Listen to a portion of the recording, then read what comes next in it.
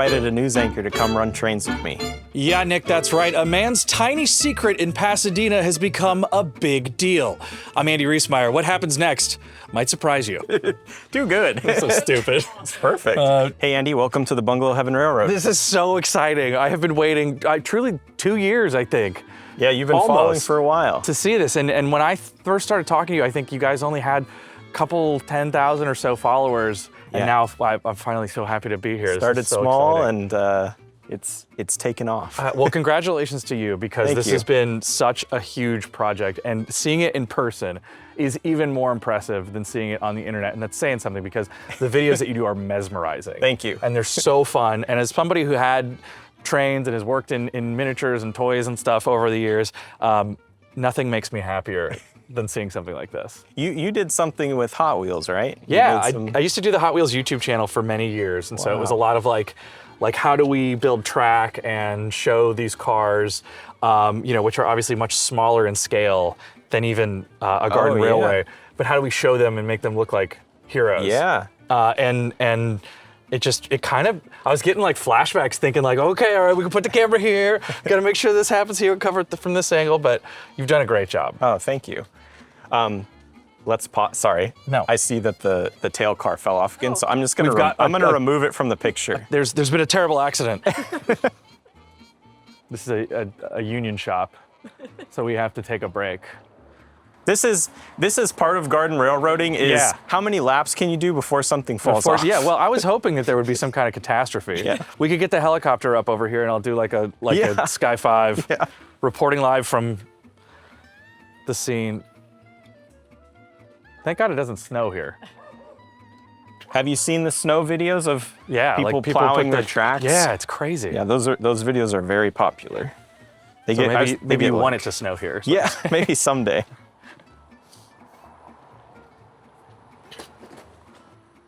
It's been decommissioned, out of service, to the boneyard. That's a good eye, by the way. Yeah. Like for you to be able to see. Well, it was like and know within 40 seconds we were gonna have a full. It's your world. That's some usable content right there. So, how is playing God? It's fun.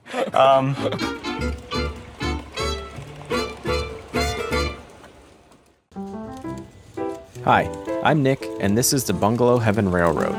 For the past 2 years, I've been building a garden railroad in the front yard of my historic Pasadena home and sharing short videos of this tiny world with millions of people around the globe. In this video podcast, I invite a special guest each episode to visit the railroad, learn how it works, run a train through the garden, and then join me on the porch for a conversation about creativity, storytelling, and the joy of building things that move people. Today I'm joined by Andy Riesmeyer. If you're from Los Angeles, you probably recognize him from KTLA. Before joining KTLA, Andy spent years in digital media and entertainment creating and hosting shows and developing content for brands like Hot Wheels.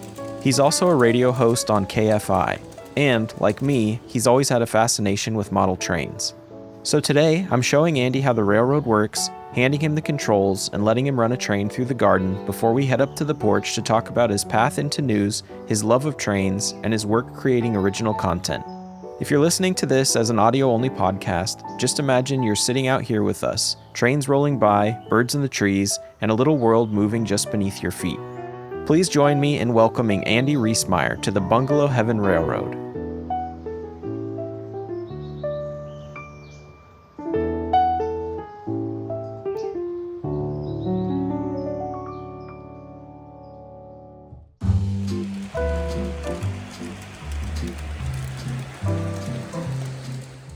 Welcome. Thank you.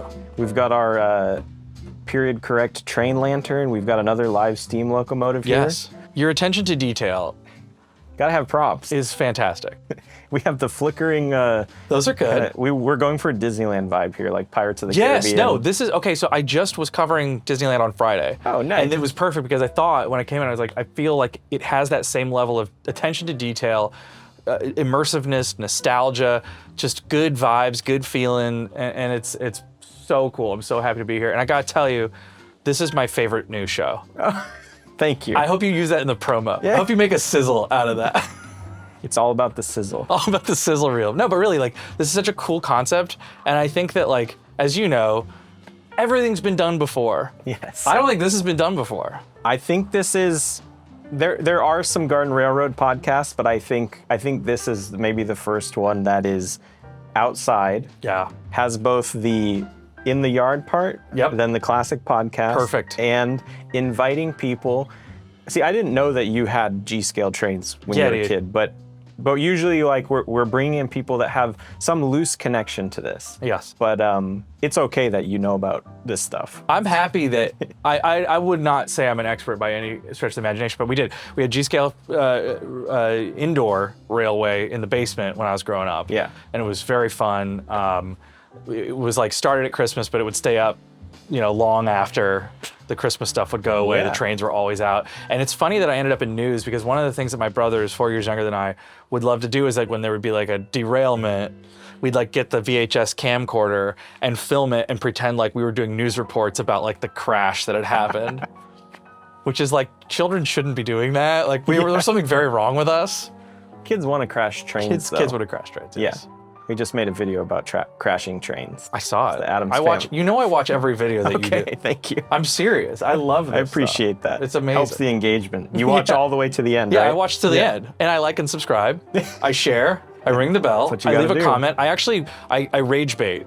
So I seed comments on That's the what- bungalow yeah. because I want to start the bungalow. That's the wrong Heaven- coupler. That's right.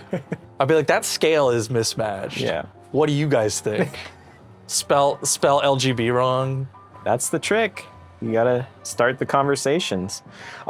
So can you tell people, you work for KTLA, Yes. Can you tell people what you do and how you became a news anchor, reporter? So I am a trending news reporter, feature reporter, podcast host, talk show host, whatever for KTLA. And I started as an intern back in 2011. It was like my first gig. And then I left and went, I actually brought the helicopter.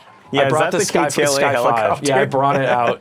So we're gonna, hey Rich Prickett.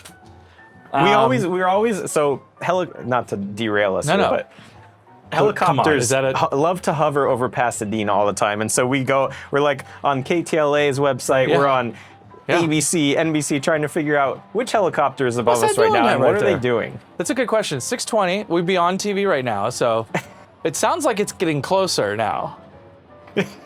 But either way.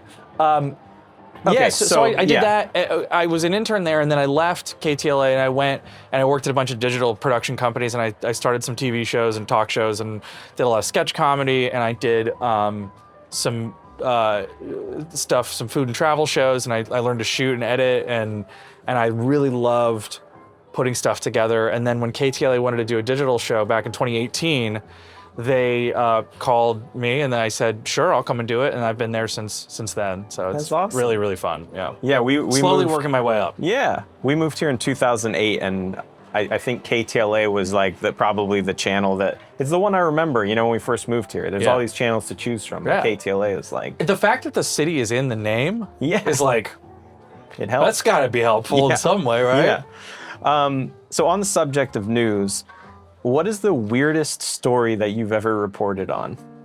Oh my God. There's probably a few, but The weirdest story I've ever reported on. Well, first of all, as you know, all news is fake. So is it really that weird? What's the weirdest story I've ever reported on? Man, that's a tough thing because I do kind of offbeat, interesting stuff. So what's to the me, most interesting story or just a memorable story? yeah, I guess the serious answer is I went to Sandy Hook after the school shooting. That was really, really hard to be up close and personal with that kind of tragedy.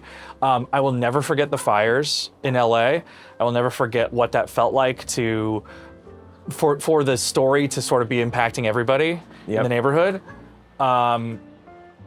We went out after a couple days after the fires to the large animal rescue places like at the Equestrian Center in Burbank, where people all had these horses that had like been through the fire in Altadena or been through the fire in Malibu and the Palisades. And I think that is something that will always stick with me, is that these people were dealing with the fact that like their homes had burned down, but they saved these 1,000 plus pound animals, and then we're like, what are we gonna do with them? And then their whole focus became, we love these horses, we love these animals, we have to be able to try and to help them. And so I think that was like, LA, the beautiful thing that happened after the fires was that people really came together, and that was like not BS. You know, it was like, oh, this is actually a community, and people actually really care about each other.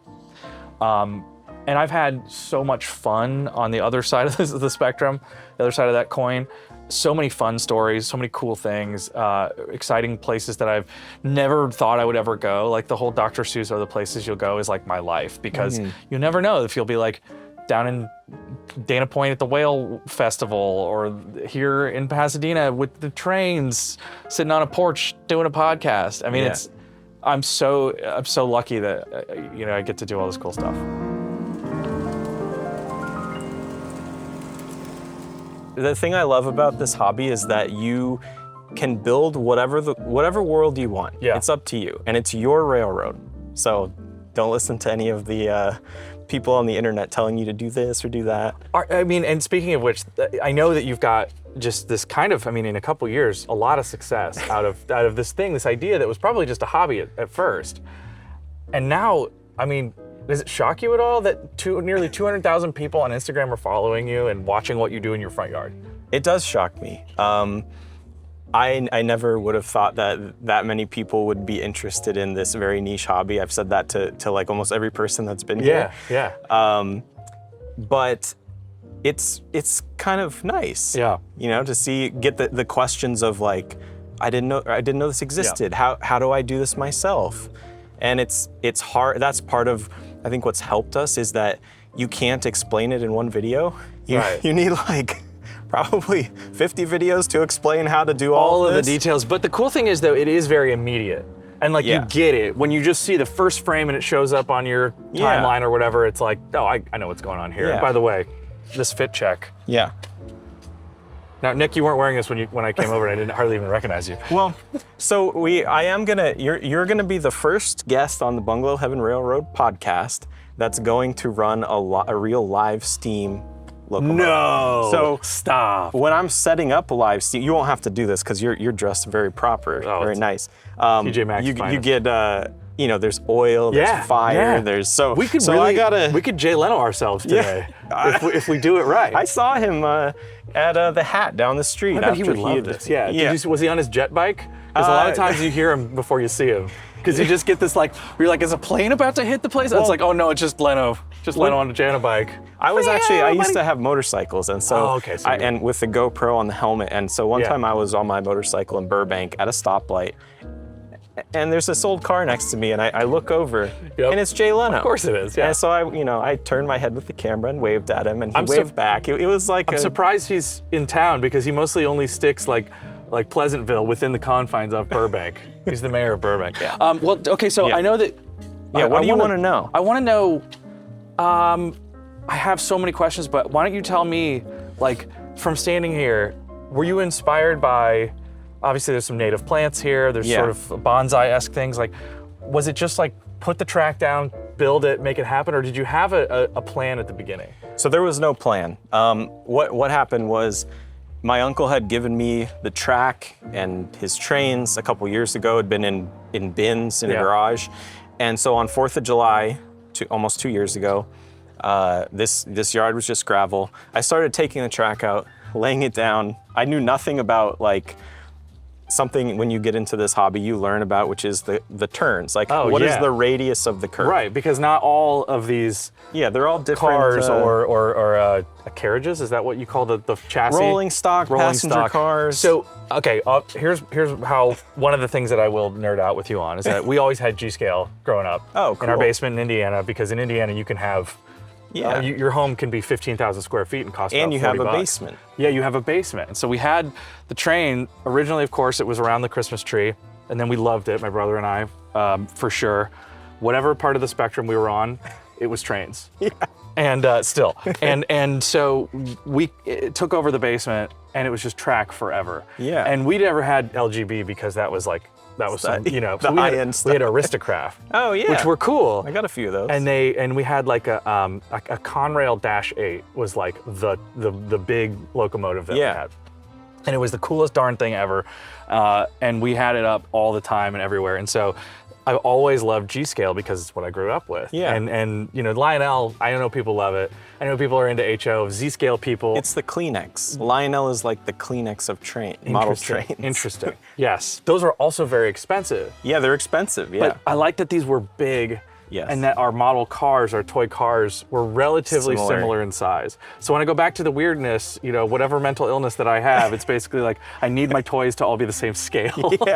Yeah. So, well, I mean, yeah, we've tried hard to have things that are the right scale. They're all like off by a little, because the different companies make. By the way, it's fine if it's not. I'm not going to freak out. No, don't worry. Some people do though. Yeah, I know. But like this bridge, this is the right size. This is a G-scale metal bridge. Yeah. And again, by G-scale, that could mean all different things. Yeah.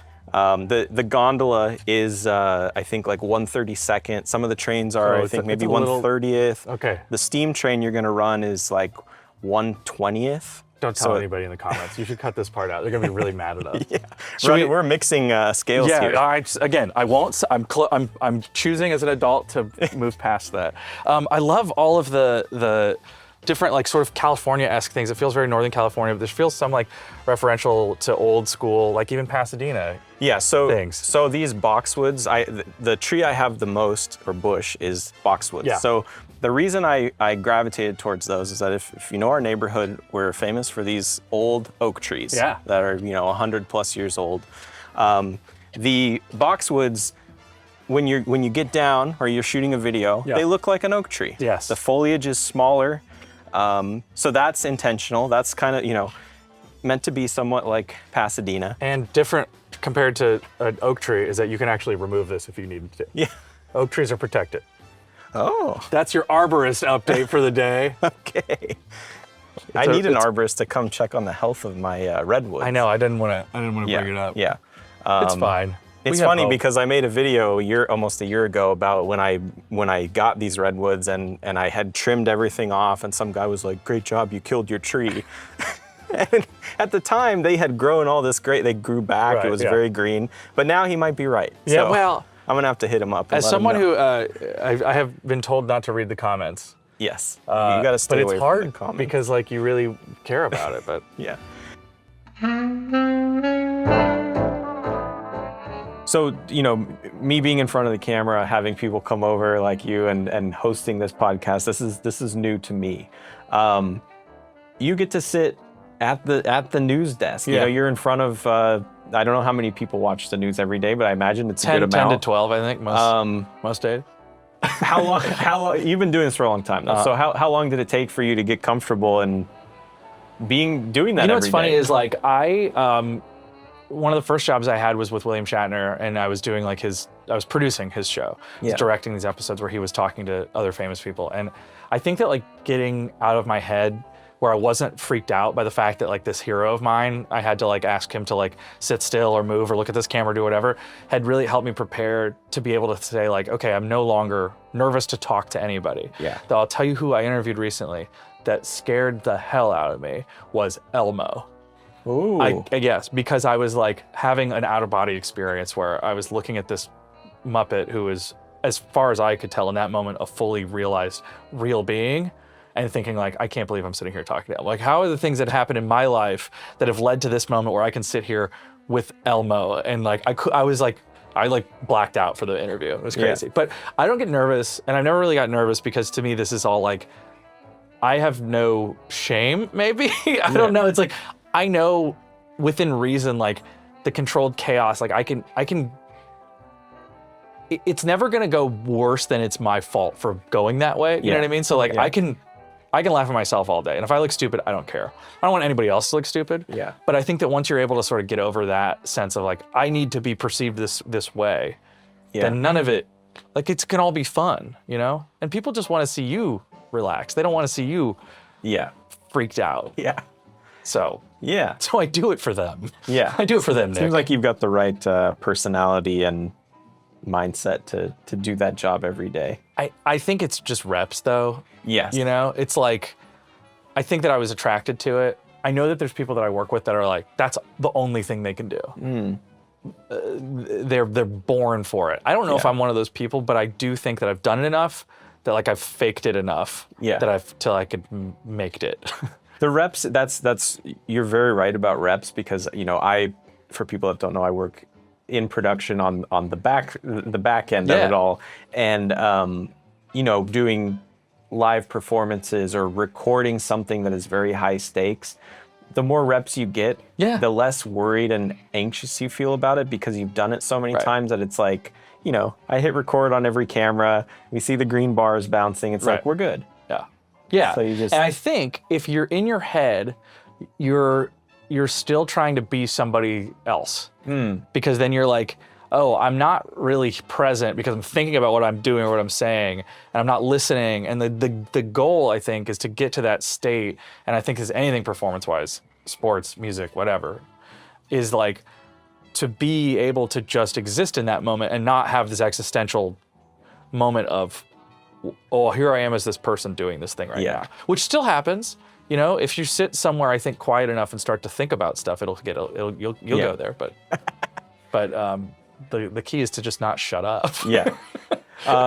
We talked about the Hot Wheels thing a little bit, but can you just talk about what it was like having to shoot miniature stuff and like the challenges? Because again, I think I looked at my post count recently, and it's over 400 train videos that I've made. So what did you learn, and like how did you figure out how to shoot miniature toys? Yeah, that's a great question. It was really fun. I started on the shows. Well, I started like as a host of the Hot Wheels. Like the company I was working for got Hot Wheels as a client.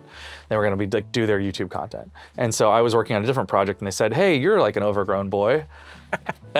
You like cars?" And I was like, "Yes." And they were like, "Good, because we were going to fire you otherwise." But we think we found something that your level of deviance and debauchery would probably stack up well for. I was like, what is it? And they were like, here are infinite number of boxes of track, figure out a show to do. And so we came up with all these like insane ideas that like if you had Hot Wheels, if you were working at Hot Wheels, you would theoretically have access to unlimited product. Yeah. So we came up with a show called Hot Wheels Unlimited, and the whole concept was we have, up to a mile of track. What are we gonna do with it? Where are we gonna put it? So it was to take over these cool locations like a diner, the Horse Thief Mile up in Willow Springs, an aquarium, like a cardboard box fort, and build these huge layouts. Or well, they were track, Hot Wheels track, and then film them. And so great concept, cool, got approved. We got the money for the show. We started putting it together. First place we did was this diner in Santa Monica called Ray's Diner. Production got in there 2 days before. They took over. I mean, it was like, these are big deal shoots. Yeah. They would lay these huge track builds. And I had a friend who had an Osmo, who had like the old school Osmo. Yeah. And I called him and I was like, hey, come down to Santa Monica. Like, I need your help. So Santiago is his name. He's a great DP. He shows up and they like, the director, I think, like quit. Because he was like, we're not going to be able to cover that. We don't know how to do this. So they tried to do they probably did a lot of ACAM stuff. And then we had Santiago just run around with the Osmo and try to follow the car. And the whole idea was like, it's miniature, so you need a really wide lens and you need to be this far away from the thing. You gotta be close. And you need to be you can't be up above it at all. Because if you're up above it, you ruin the illusion. It's obviously tiny. Yep. And it's much smaller even than the G-scale stuff. So you had to be basically on plane with the track, up enough that you could see over the lip of the wall, but that you could still see that the car was this cool thing. So we basically would figure out how to follow the track in this very precise, just little tiny above where the car was.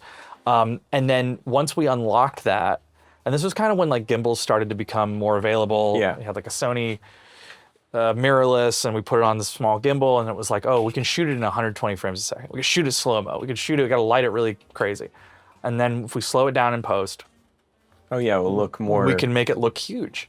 And so, that's kind of that's what started that. And then they picked us up, and I stayed for like 2 years, I think, making all of their product videos for YouTube. And we did like the Monster Garage, and we did, this truly like a mile-long track build. And it was so great and so terrible because I was like so excited to be a part of it.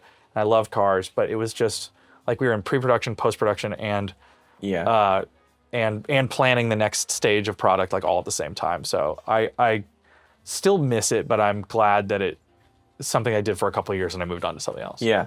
Yeah, I remember when I worked at GoPro, there was somebody, it was either like UGC content that we had worked with a creator, somebody had, we had this camera called the Session. It was a little cube. Yeah. And there was a Hot Wheels, I think either Hot Wheels made it or somebody custom made it, but the Session would fit onto the Hot Wheels. And so those videos were like popular for a minute where you would really get that like in the car experience. Yeah, the POV thing was awesome. And we tried that because it was like Hot Wheels made the Session camera, but the weight of it couldn't go through the loop. Oh yeah, it would be way too heavy. We got like a knockoff version, which don't ever tell anybody, but it was a lipstick. We called it the lipstick cam. And it was basically the size of like a tube like of lipstick. And I assume it was just the sensor and the lens and that was it. And the battery lasted for like 10 minutes. And you'd tape it, gaff it to the car. And there was like the hero car that we would shoot. And then the same car that had the camera on it. I can't believe I forgot all about this. And we would send it through and it would never make it. Yeah. So you always had to stop and then you'd have to fake the loop and then splice it in and like speed it up or whatever. And Movie magic. Movie magic. You mentioned this earlier. When I went to audio school up in Seattle and my internship that I had to do was for an AM talk radio program. So you now have a radio show. I do have a radio show. It's cool though. No, it's cool. I do a Sunday show and I love it and I'm very appreciative that they've let me. I'm still surprised that they did because I just have been filling in. I was filling in and they were like, "What, do you want to actually do one?" I was like, "Yeah, sure." And then they just added another hour to it. Again, I don't know why. This is crazy to me. But I am loving it and I've found that the crutch that I have used forever, which is like video, I think I've become better at video because now I think about things in terms of like the very root of the idea has to be really good. Can't be pretty because it's just radio. It's just audio.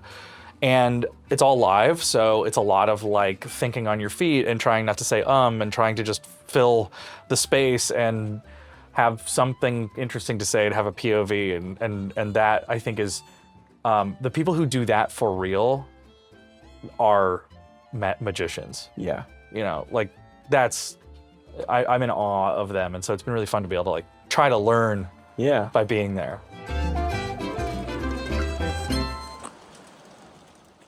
I preheated this before you got here, but it's probably cold. So we'll at least get it started. So there's a butane tank here. Oh man. We've got controls from an RC airplane to control the servo. Yeah. And then and the servo, it basically opens it changes there's a lever, it's called like the reversing lever. So basically the throttle is a valve here that I set. And then the servo basically puts it in forward or reverse. Got it. Yeah. There's other one, like I have another one where the throttle is also on a servo. Wow. So you can do the forward and reverse and the throttle. Wow, this is so cool. Yeah. So we'll light her up. Crack the gas and pretty cool, huh? The sound is so good. So man. It'll take like, we'll see. It was warm, but it'll probably take a few minutes to warm up. This is so cool. And Snake River. Yeah, that was my uncle's. He named his railroad the Snake River Railroad, and there's a tunnel portal out there that says SRR. Oh, that's awesome. Yeah. Is it for Wyoming? I mean, is it referential to the Snake my River? family loves the Grand Tetons in Wyoming, and so that's so awesome. Yeah, that's the connection there. This is my dad passed away unfortunately, but we was always the guy who we would play trains with. You know, my dad was really into it also, and we went up to I guess it was probably Jackson, right, where you would go Jackson Hole. And so it's very funny because I was just thinking about him, about the trains, and then you see the Snake River thing. And we had gone a lot of times. Yeah, my grandfather loved. It's so beautiful up there. Yeah. And I was such a dumb inside kid when I was there that like I didn't understand. Like I was like, how amazing. What, like, can we go to a movie or something? You know, it's like, I'd like to play a video game, please. But now that I'm older, I understand that it is really gorgeous. Wow, that's so special. So you have, how many locomotives at least do you have? Do you know that? At least 10, maybe more. They're great. They're really, not to just keep talking about this one, but this is from the 90s, so it's 30 years old. Wow. It was handmade in England. So when you start, there's water like when it turns to steam, when it gets to the pistons, when you're first starting, it will turn back to water, and so these get kind of clogged up. So when you start, you just rock it back and forth to kind of move all that liquid out. Jeez. So that's where we're at right now. This so is when so the exciting. the white pass train gets back, we'll stop it here, and then we'll let you start rocking it. Oh man, this is so exciting. The smell I can get. Yeah, you see, yeah. It's awesome. very. I don't know how. I think it's like partially the oil getting burnt and the butane, but cool. it reminds me of like when I was a kid. Like that smell, it triggers a memory. Yeah, for sure. Okay, so all there really is this left one is forward, center is neutral, right, and back is reverse. So you just gotta start working it, because we still have to build up pressure. So it's very touchy. yeah, the thing with these is that it's really hard to go slow. They do not want to go slow. Oh, interesting. So yeah, we still don't have enough pressure, but we're getting there.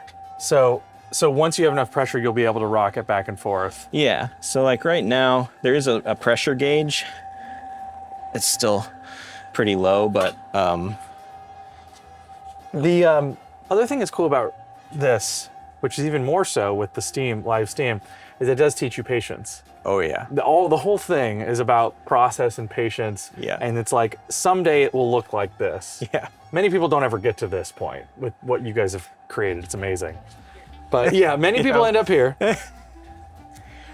Well, this was just recently organized, very nice, but clearly it's only taken about a week or so for me to ruin it. No, I mean, why not? Look at these. These are great. Yeah. We just did a video that I thought was gonna perform better, but it was Oops All Cabooses. If you remember Captain Crunch, Oops All Berries. Yeah, of course. So we ran a train with all the cabooses. Oops, all cabooses. Yeah, it was, and a bunch of people That's commented. a different video on the internet as well. Yes. Some people said Some people are into that. I don't. I mean, Yeah. whatever you like, whatever your vibe is. Let's man. give it full forward. Let's see what'll happen. Okay. Now go full backwards. And then forward. Yeah, just keep working it. This is. So you're wild. clearing out the water right now. I can. Is that what we hear? Yeah. You're hearing like oil hitting something hot and water starting to Yeah. turn to steam. She wants to go back. Yeah. So going reverse Is always easier. is easier than going forward Wow. when you start. Is there a metaphor for life in that? Yeah, probably. Sliding back into your old ways. Yeah. Always easier than making progress forward. So then, in life, the method is to just turn around. I think we're Do off. you want to pull cars, or do you want to? Yeah, let's pull some cars. We'll do one, because I think weight. it's actually kind of deceiving. This is quite a steep grade going up out of Oh here. yeah, okay. And Sorry. no, you're good. Yeah, and don't worry about crashing. I've crashed this thing. We won't tell my uncle that, but Here we go. yeah, here we go. Oh, this is so cool. We are live I'm gonna steaming. film you. They call it, there was in Indianapolis, they had the Live Steamers Association, which everyone thought was very funny. Wow. Look at this. So we do have a serious grade here, you're right. Especially Yeah. for the tiny 1/30th people. Yeah, so bring her sometimes back you bring it back and try to get some speed. Get some speed going. There she goes. And then now I'm gonna put this switch so that if you do need to back up and try again, you can. We'll have room. Yeah. Look at that. Yeah, we'll see what. Pretty quick. Yeah. This is so cool. And it's like there's something very special about the fact that it's moving under its own power. Uh-oh. When I say that, where it went. Yeah, let's reverse. We're gonna try and give it a full, just a little bit more. Yeah, go back to like the yellow. Okay. We'll get a real good run at it. Okay, you ready? Yep. Hit it. Full speed ahead. I mean, and you have to remember, we're still pretty early in its warming up. So Right. like when it does get all the way up there, It'll start cooking. Yeah. See, you got a little more. yeah, it's going. Here we go. Oh, And this one does like to derail, so don't worry. Great. It probably will derail, but I break your uncle's 35-year-old live steam train. well, then I could blame it on you. And That's right. You can build KTLA next hour. And so Courtesy this of is one of the Frank Buckley. steepest grades. Is So- coming where it's going right now. But it's making it yeah. almost. This is so awesome. And you hear the minute, it's like literally miniature sound of what Yeah. a real train sounds Yes, like. yeah, that's the thing. It's like crazy because it's like almost like, is it a? Yeah, see, you know what you're doing. Is it a speaker? No, it's really Yeah, just the it's- internal mechanism of the boiler pushing the pistons, I guess. Is that what's yeah, going it's on all, in there? It's all functional, all practical. Wow. This is very special. Yeah, I want to get this shot here because this is like. Yeah, what that's the people money wanna shot. see.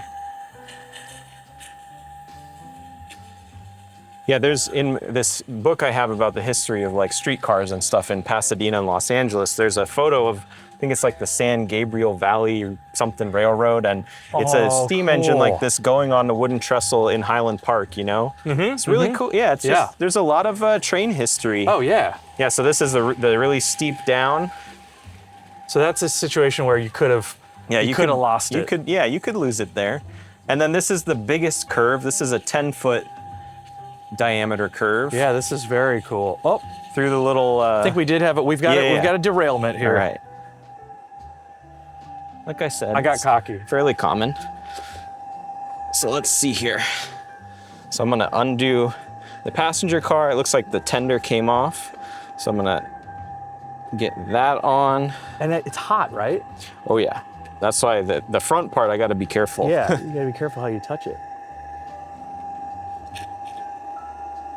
Is it Normally I have gloves. Yeah. I just didn't think to get them. is it a lot heavier than a? It's very heavy. Yeah. It's made of brass, so Oh wow! it probably weighs like, I don't know, maybe 15 or 20 pounds. Wow, that's a lot of weight to pull. So then, there, we're back on.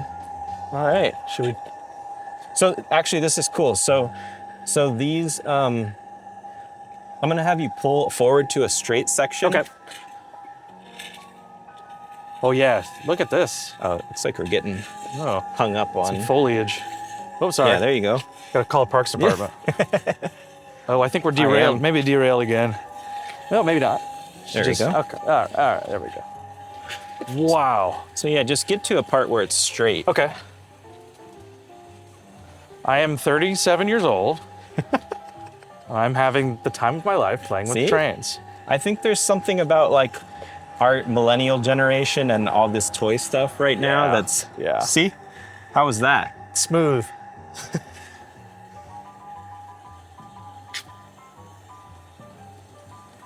Call me Sir Henry.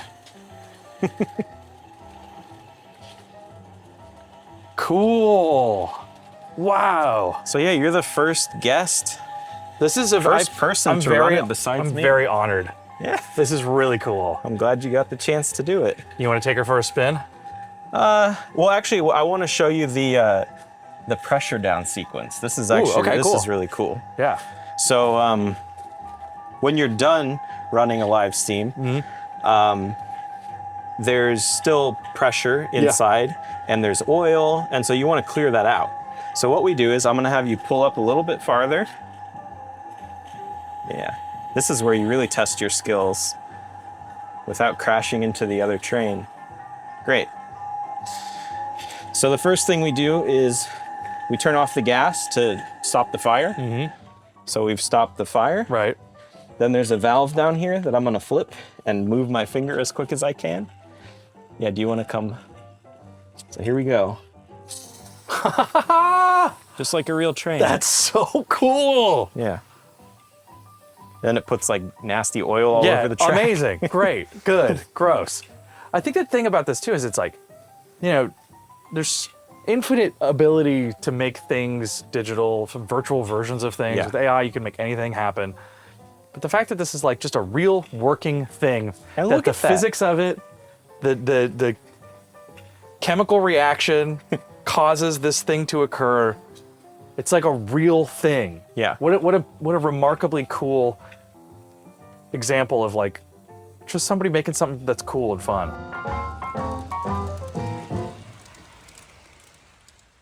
For local Los Angeles people, Yes. people can watch you on the news, but I'm sure that your radio program's on the internet. You have a social presence. Can you let people know where they can find you? At Andy KTLA on Instagram is where most of my stuff is, and also I've got the YouTube channels, and you can check out the Andy Riesmeyer Show on the iHeartRadio app if you're outside of Los Angeles, or Sundays from 1 to 4 p.m. KFI on the radio, AM 640, Yeah.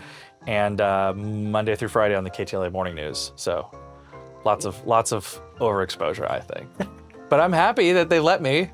It's awesome. Like I said, it's a crazy, weird thing. So, but this is truly so awesome, and I'm so happy that this is something that you're doing, and I like that you're doing this for a passion project. Yes. Obviously, you have to be passionate about this. This is an incredible amount of work. It is. But it also is so cool that you are getting, I don't know if rewarded is the right word, but the response is so positive from not only the community, but also online, that allows you to keep doing it. Yeah, it's really nice. I'm still in shock at how, a video we made has been seen 30 million times, which is, I still can't really comprehend how many people that is. Yeah. But yeah, it's exciting, and I'm glad to teach people about what this is, and have other people that are into trains get the guts to say that they're into trains. Totally. Well, and like everybody, they walk by and they can't not look. Yeah. This is like it's a whole experience, and I think that the future of whatever this world is, of like media and creation and making stuff, is just like about authenticity and creativity, and like you have it, you got it. Oh, this thanks. Is it. Well, and the thing I will say is there's a lot of really great, I'll call them garden railroad creators on Instagram and stuff, and there's to me there's layouts, garden railroads that are so much more impressive than what I've built, and so there's amazing content out there, and each railroad is unique and different. Mine is very much like, I really love the plant life. I want things to be very green, so that when you shoot the videos, it's very vibrant and almost this kind of whimsical, imaginary world. Yeah. There's some people who've made garden railroads that are super accurate to like a specific time period, and it's really cool to see people's dedication to what their theme is. Yeah. Yeah. But this is especially cool because it's yours, Yeah. And it's like, it is lush, and it has the craftsmanship of like something that you'd see at Disneyland, which is really, it's very cool, and very impressive that you guys have done this in 2 years. Thanks. I know you said that that's not like a surprise or not a big deal, but I've lived in my house for almost 2 years, and the backyard is far worse than it was when I moved in. Best of luck, Betty. Yeah. Talk to you soon. Thank you for having me. This is so cool. Bungalow Heaven Railroad is a 1058 Studios original video podcast. Executive produced by Nick and Haley Johnson. Our theme song was composed by Ben Schweer. Thanks for stopping by and spending some time with us. If you enjoyed the episode, you can help our show grow by liking and subscribing on YouTube. And if you're listening on Spotify or Apple Podcasts, a rating or review really helps others find us. Wherever you're watching or listening from, we're really glad you joined us. We'll see you next time.